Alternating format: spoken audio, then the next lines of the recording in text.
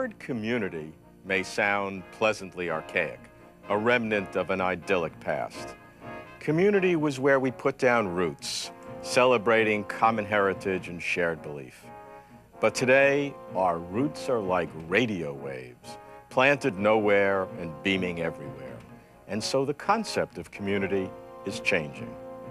We have ethnic communities with special customs, spiritual communities with special visions, scientific communities with special symbols, and online communities where no one has ever heard a voice, much less seen a face.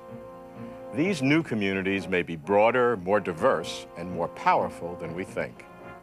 Next, on Closer to Truth, new communities for the new millennium.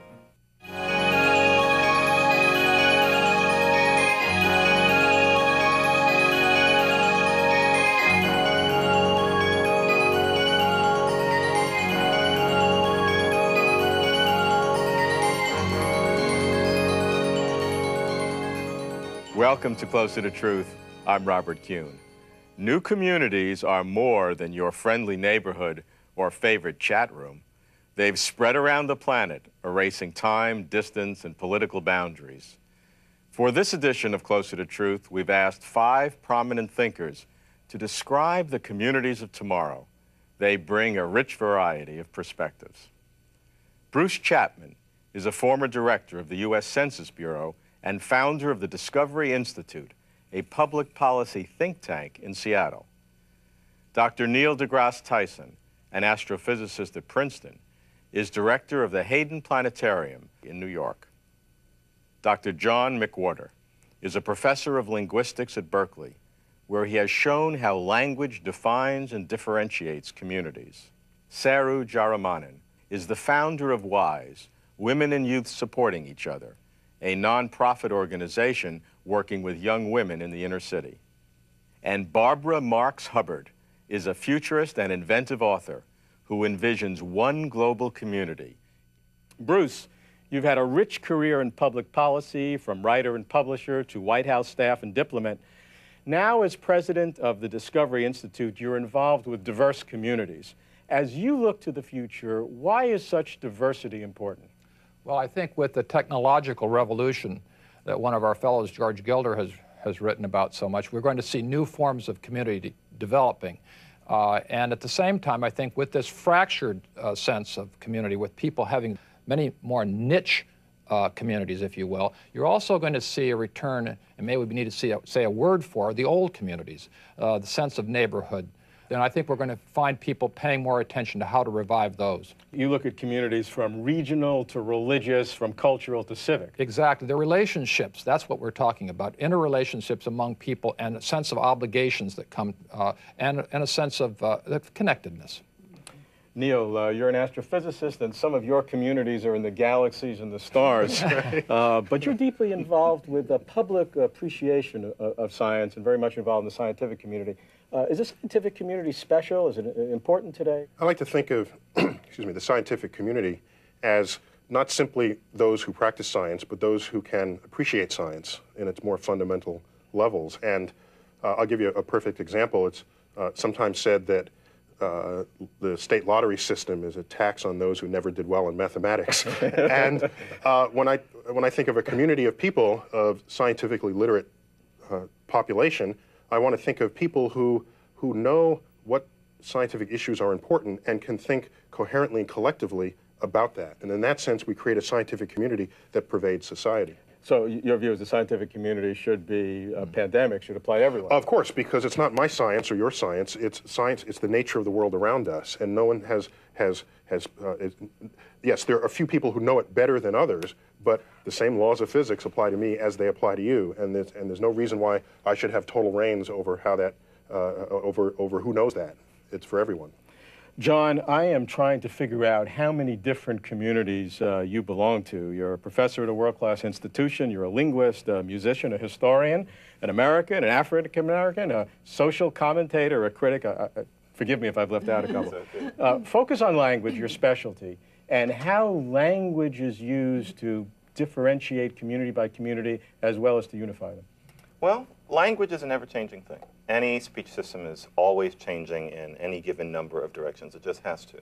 And the fact of the matter is that one of the indexes of a community or a group of people feeling intimately connected is having their own variety of whatever the reigning language is. You can expect that if there is a group of people who feel unified among themselves, there will be ways that they speak which are different from everything else. And that's not only in America, but that's just everywhere in the world. And so one index of a feeling that a community might even have of not being part of the greater community is the extent to which their speech differs from that which is considered mainstream. Does that create some fragmentation? Often it does, yeah. Often you can think of linguistic differences, although in themselves they are fine, harmless, and often wonderful things, as indexes of fragmentation. If people are all speaking in very different ways, most likely there is either a problem or people who are at best peaceably coexisting with great separatism. Saru, you like to call yourself a nonviolent revolutionary. After graduating with advanced degrees in public policy from Harvard and law from Yale, you plan to go into social activism. Tell us about WISE, this organization, marvelous one that you created. WISE works with young women aged 12 to 14 in disadvantaged communities across the country. We provide these young women with the resources, information, and support to help them make responsible decisions and create community change, and then go on and become leaders in their communities. It focuses on providing them with the tools to think critically and deconstruct images that are coming at them and pressures that are coming at them from a variety of sources: school, parents, How do you society. teach these young people to think critically? It's all about asking the right questions and getting them to express themselves, and also giving them new lenses on the world that they can use or not use.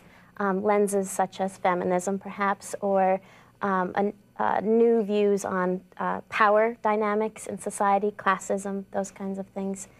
But what I've seen increasingly with these girls and with young people in general is that because they do not feel part of a larger community, a place where they reside, or the larger American community, they've gone on to sometimes create their own alternative communities. For this show, you'll promise to remain nonviolent. I promise. Okay. Barbara, in your books, you tell a forthright, wonderful tale of your transformation from a mother of five into a pioneer of global consciousness. Your book is Conscious Evolution, and it's your hallmark. Tell us a little bit about that and how that enriches the sense of community. Well, just very briefly, my own movement in this direction came when the U.S. dropped the bomb on Japan. And I'd always thought we were progressing through knowing more. And I suddenly saw we could kill ourselves by knowing more. So then the question I asked is, what is the meaning of all this power that's good, of science, technology, industry? And I said, well, where's the positive image of the future equal to our new power? And I found it wasn't written down anywhere. We have images of destruction, images of Armageddon. We have images very mystical, like the New Jerusalem. But where is the human race going? And when I was 21, my father took me to visit President Eisenhower. And I said, Mr. President, what is the purpose of all our power? That's good. And I'll never forget him. He shook his head. He said, I have no idea. And I decided to make a lifelong search for an image of the future based on real power that would be good. And that has led me to the view that actually something of huge importance is happening, is that the way evolution works is itself evolving. How does this affect the nature of community? First of all, it gives every human being, wherever they are, a sense that there's meaning to the struggle. That it isn't just all about a mistake, is that the human race has a potential that's great. Secondly, that means every human being has a potential. And if you're frustrated and you're upset in your world, that's the universe evolving through you. I'm troubled, actually, by the use of the term evolution in describing the development of communities, because I think the term evolution itself, as this is a program about the future, is coming into a period of great redefinition and even challenge. You have people like J.Y. Chen in China and Michael Behe and